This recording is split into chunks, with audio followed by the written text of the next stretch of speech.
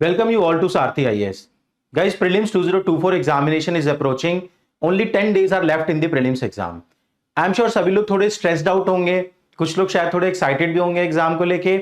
तो इस सारी सिचुएशन में लास्ट 10 डेज के लिए क्या चार चीजें इंपॉर्टेंट है, 4 की advices from my side that I am going to share in this video. Brief रखूंगा वीडियो को क्योंकि आपका टाइम बहुत इंपॉर्टेंट है at this point of time. तो जो भी एडवाइसेस हैं बिल्कुल क्रिस्प तरीके से डिस्कस करते हैं इस वीडियो में। देखिए, सबसे पहले regarding revision I want to communicate something. First, try to understand the philosophy of revision in last 10 days. There is no doubt, revise as much as you can. Simple सी बात है, जितनी आप रिवीजन कर सकते हैं एंड में करिए, but try to understand what is the purpose of revision in last 10 days. The purpose of revision in last 10 days is your confidence.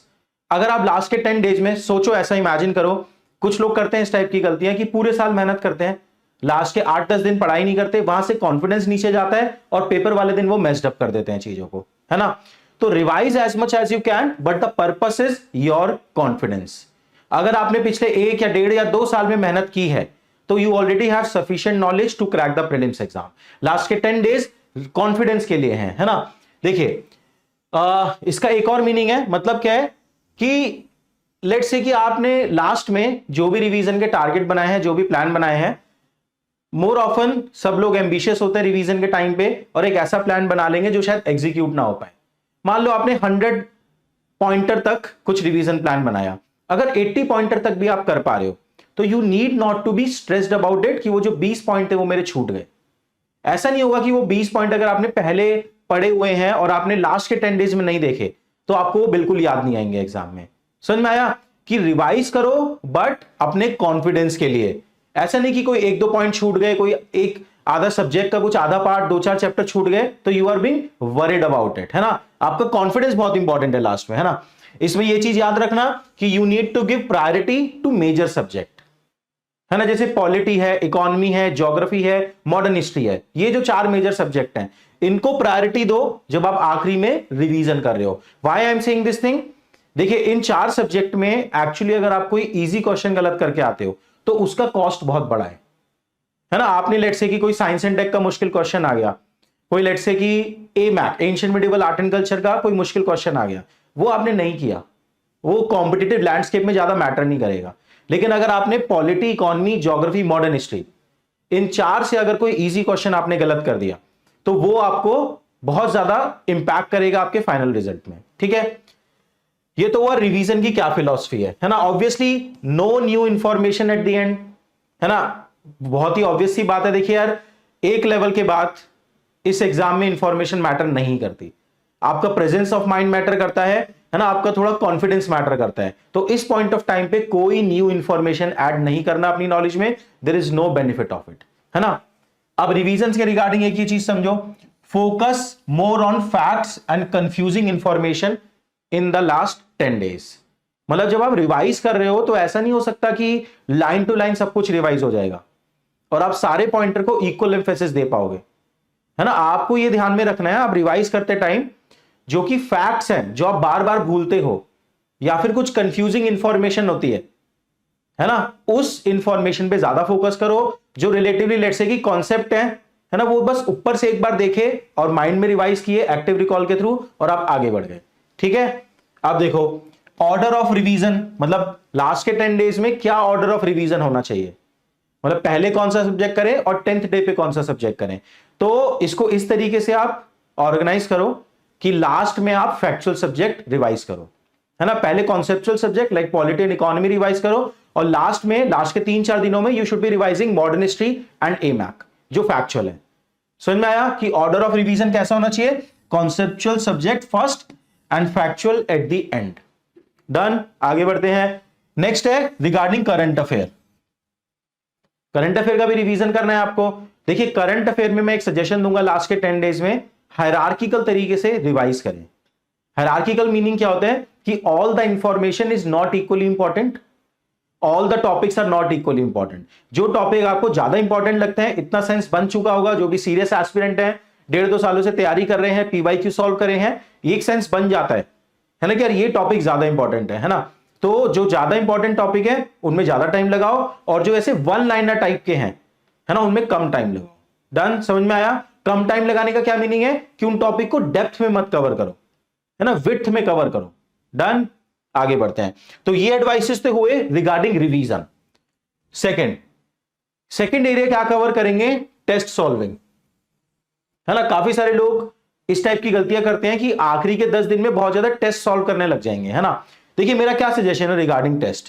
पहली बात तो there is no point of giving sectional test in the last 10 days. मतलब आपको लग रहा है कि खाली एक पॉलिटी का टेस्ट दे लूं, खाली एक इकोनॉमी का टेस्ट दे लूं, there is no point of giving sectional test in last 10 days, है ना। सेकंड क्या है, अगर आपने more than 15 full length test already solve कर लिए हैं, है ना, तो लास्ट के 10 डेज में अगर आप कोई एफएलटी नहीं करेंगे तो कोई प्रॉब्लम नहीं है। No need to give FLT in last 10 days if you have already solve 15 FLT. But again अगर समवेयर आपने अभी तक कुछ कम एफएलटी दिए हैं, 5, 6, 7, 8, है ना, लेट्स से कि 15 से कम नहीं है, और आपको नीड फील हो रही है कि यार अभी वो पेपर सॉल्विंग की स्ट्रैटेजी बिल्कुल इनग्रेन नहीं हुई है ना, तो व्हाट यू कैन डू कि इन लास्ट 10 डेज 1 और 2 एफएलटी, फुल लेंथ टेस्ट की बात कर रहा हूं मैं, वो आप लास्ट के 10 डेज में सॉल्व कर सकते हैं। ठीक है, done. And again revise papers which you have given earlier, है ना, जो आपने टेस्ट पेपर पहले दिए हैं, 3-4 महीने से आप तैयारी कर रहे होंगे प्रीलिम्स की, उन टेस्ट पेपर को एक बार जल्दी जल्दी आधा घंटा लगा के रिवाइज करो। किस तरीके से रिवाइज करना है? आंसर वाली साइड से नहीं, क्वेश्चन वाली साइड से। क्वेश्चन वाली साइड से थोड़ा जल्दी रिवाइज होता है, आपको एकदम से याद आता है इसका ये आंसर था, ये नहीं था, ठीक है ना। कंटेंट वाली साइड से तो वो कंटेंट रीडिंग बन जाएगा। ठीक है, डन। तो ये समझ में आया। Advice 2 regarding test series, no sectional test, जरूरत नहीं है। If more than 15 FLT already given, no need of FLT. अगर आपको लग रहा है कम एफएलटी दिए हैं, नीड लग रही है, तो 1 और 2 FLT you can give in the last 10 days. And जो पुराने पेपर आपने दिए हैं उनको भी एक बार रिवाइज करना है। अब आते थर्ड एरिया पे, सी सैट। सी सैट में क्या करना है? देखो भाई, 3 चीजें मैं आपको सजेस्ट कर रहा हूं for CSAT in last 10 days. सबसे पहले जो भी बेसिक कॉन्सेप्ट एंड फॉर्मूलाज, है ना, आपने कलेक्ट किए होंगे या पढ़े होंगे, उनको एक बार रिवाइज करो लास्ट के 10 दिन में। ये तो सिंपल है। सेकेंड एडवाइस क्या है? There is no point of sectional test here as well. मतलब यहां पे इस पॉइंट ऑफ टाइम पे क्वांट का कोई अलग से टेस्ट सॉल्व करना, कॉम्प्रिहेंशन का कोई अलग से टेस्ट सॉल्व करना, कोई पॉइंट नहीं है ना। एप्टीट्यूड जहां पे आज आपका है उतना ही रहेगा 16 जून को, बढ़ने नहीं वाला है वो, तो सेक्शनल टेस्ट सॉल्व करने का कोई पॉइंट नहीं है। However what I am suggesting is, अगर आप सी सेट को लेके थोड़े वरीड है, सबका देखो बिल्कुल कोई one size fit all approach नहीं हो सकता। कुछ लोग होंगे जो कह रहे हैं सी सेट मुझे देखने की जरूरत ही नहीं है, मैं कॉन्फिडेंट हूं कि क्लियर कर लूंगा, तो no need to solve the test. But जैसा अभी तक सी सेट आ रहा है, सभी लोग थोड़े डरे हैं सी सेट से, तो मैं बोलूंगा सी सेट में 1 और 2 FLT you need to give, full length test दो, है ना, क्योंकि सी सैट में आप कैसा परफॉर्म कर रहे हैं, whether you will be able to get 66 marks और not, it will be decided on the basis of your paper management, कि आप 2 घंटे में पेपर कैसे मैनेज कर रहे हैं। तो फुल लेंथ टेस्ट दो सी सैट में, यहां सेक्शनल टेस्ट बिल्कुल मत दो। डन, आगे चलते हैं। Next, last but the most important, mindset. देखो भाई, to all those people who have prepared enough for this exam, enough का क्या मीनिंग है? You have sufficient knowledge to crack this examination, है ना। एक certain amount of people, मैं बोलूंगा रफली, लेट से, कोई डेटा वैसा नहीं है मेरे पास, जस्ट एक्सपीरियंशियल डेटा शेयर कर रहा हूं कि रफली 30 to 40,000 पीपल ऐसे होंगे जिन्होंने ढंग से तैयारी की है ना, और सफिशिएंट नॉलेज जो चाहिए एग्जाम को क्रैक करने के लिए वो आपके पास है ना। Among these people who will get select, है ना, it will be determined on the basis of your attitude, and in the last 10 days you must have a winner's attitude.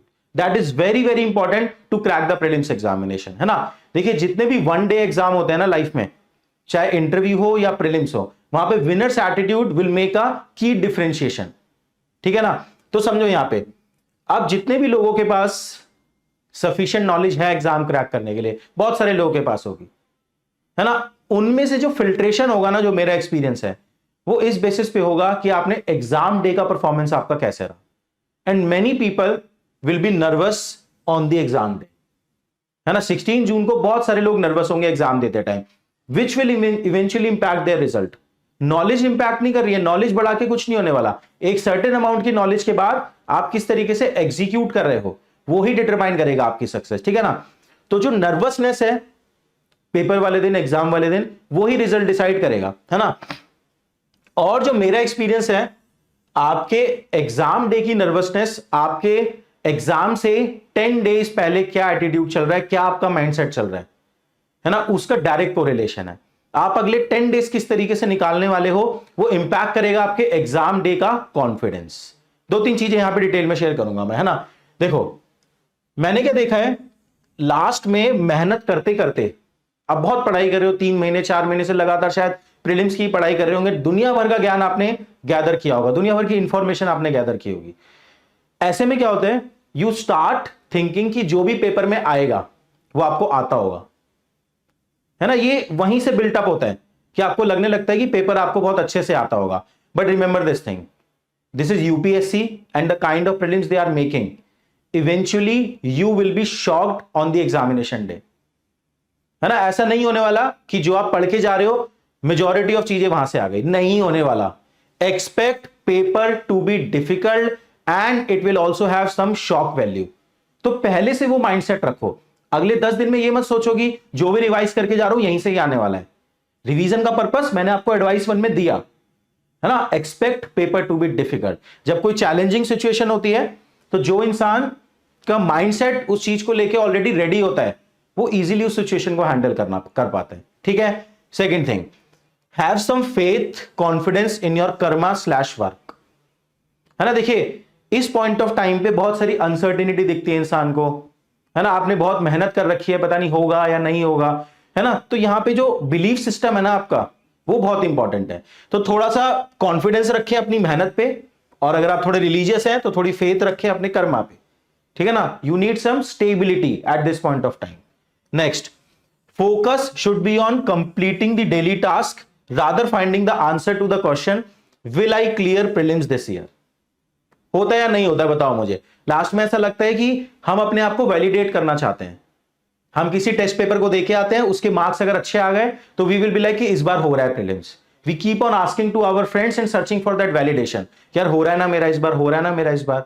Don't search for this answer, किसी को नहीं पता है ना आपको पता है, ना हमें पता है, और ना आपके दोस्त को पता है। क्यों? क्योंकि अभी एक इंपॉर्टेंट वेरिएबल मिसिंग है उस इक्वेशन में से, आपका exam day performance. Nobody know it yet कि उसका प्रीलिम्स हो रहा है या नहीं। तो don't try to search for it this answer. Stability रखें, अनसर्टेनिटी को हैंडल करें, focus just on completing your daily target, ठीक है ना। समझ में आया। Next, maintain some emotional stability as well. कोई डे ड्रीमिंग मत करो इस पॉइंट ऑफ टाइम पे, पॉजिटिवली एंड नेगेटिवली बोथ तरीके से। मतलब कि डे ड्रीमिंग ऐसे भी मत करो कि हाँ तो मैं आईएएस बन गया इस साल, मेरी बढ़िया तैयारी है।